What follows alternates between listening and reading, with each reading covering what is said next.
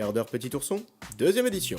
Et cette semaine, je ne parlerai pas d'une actu web, je parlerai plutôt d'une actu politique. Et je pense que ça sera également la dernière fois, parce que la politique, on parlait, ça apporte souvent des emmerdes. Et dans cette vidéo, je parlerai de deux actus qui m'auront marqué la semaine dernière. La première actu, c'est Benoît Hamon, qui a annoncé vouloir procéder à la réforme de l'évaluation des élèves avec le système de notes. Et l'objectif de cette réforme serait de simplement supprimer les notes.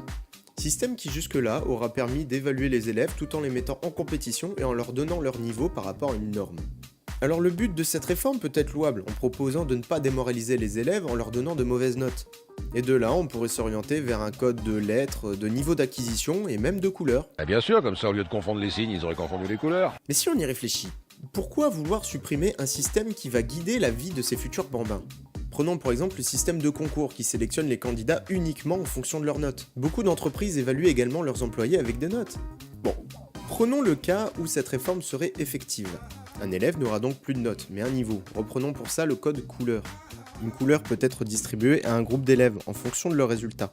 Ainsi, le rouge peut être considéré comme les élèves ayant obtenu une note inférieure à 5 et le vert supérieur à 15. Ce code peut aussi simplement afficher le niveau d'acquisition d'un sujet. Le rouge signifiant alors la non-maîtrise et le vert une parfaite connaissance. Si un élève réussit une évaluation moyennement, ce qui lui aura accordé une note de 10, et prenons un autre élève qui aurait rencontré plus de difficultés et qui aurait obtenu un 8. Alors certes, il ne s'agit que de 2 points, mais ces 2 points sont très importants pour faire la différence entre la moyenne et le dessous de la moyenne. Le système de couleurs pourrait alors leur attribuer à tous les deux le même code, car leur niveau est proche. Eh bien, est-ce que le code couleur pourra différencier ces deux élèves ? Bon, ça pourrait devenir vite le bordel si on rentre trop dans le détail. Bravo Kevin, j'ai obtenu un bleu virgule rouge. À travailler un petit peu. Par contre, Nicolas, rouge virgule rouge, à bosser, hein. Un problème que l'on pourrait rencontrer avec ce système, c'est qu'un élève se pense à un niveau qui n'est pas le sien. Et le but de cette réforme, c'est de ne pas frustrer les élèves avec des notes. Mais finalement, s'ils sont frustrés avec des codes, ça ne vaut pas forcément mieux le coup. Et inversement, celui qui aura mieux bossé son sujet ne sera peut-être pas récompensé comme il le devrait. Je suis premier de la classe ! Ah non, vous êtes 12 premiers de la classe, vous avez tous eu vert à la dernière évaluation. Bon, je vais pas rentrer dans le détail, parce que le but premier de la vidéo, c'est pas de faire une satire d'une réforme. Non, c'est plutôt de commenter l'actualité. Deuxième sujet. Et là, ça envoie déjà plus le steak. Cette deuxième actualité ne vous aura peut-être pas échappé. Je vais maintenant parler de Bernard Kouchner qui, lors d'une interview sur France Inter, a déclaré vouloir que les mots français soient plus doux à l'oreille. Il a déclaré lors de l'émission vouloir changer le mot euthanasie car il comportait la sonorité nazie. Puis d'abord, n'employons plus jamais le mot euthanasie. Oui, vous n'aimez pas ce mot. Non, d'abord, il y a nazi dedans, ce qui n'est pas gentil. Oui, c'est trop mignon, il dit que c'est pas gentil.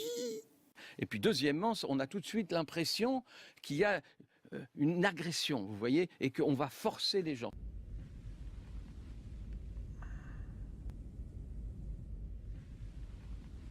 Il faudra peut-être changer des mots de la langue française dans ce cas, comme inhibiteur, concubin. Bon alors pour ceux qui n'ont rien bité au sujet jusqu'à maintenant parce qu'ils ne savent pas ce que c'est l'euthanasie, bon je vous l'explique et je lis la définition. L'euthanasie désigne l'acte de faire mourir quelqu'un intentionnellement afin de lui éviter l'agonie dans le cas où les souffrances des patients atteints des maladies incurables sont difficiles voire impossibles à apaiser à l'aide de soins palliatifs. Pour faire simple, il s'agit de faire mourir une personne pour lui éviter des souffrances inutiles dans des cas graves ou de permettre à une personne de partir alors qu'elle est dans un état végétatif. Je pense qu'on est loin de la définition du nazi, hein. Je me demande si le latin est pas à proscrire du programme scolaire. Je veux dire, au final, il y a des mots comme anus dedans. Ah, ce bon vieux Bernard. Bien sûr, son intention n'était pas de se couvrir de honte en balançant une idiotie à la radio. Pour comprendre ce qu'il a voulu dire, il faut plonger plus loin dans la conversation. Le lien est dans la description. Ce qu'il souhaite, c'est que le terme désignant le procédé soit moins brutal pour la personne concernée et pour ses proches. Enfin, tu me diras, si la personne souhaite vraiment mourir, ça pourrait s'appeler aussi bien omelette au fromage, elle s'en foutrait pas mal.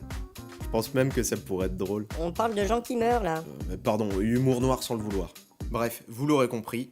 Idée inutile.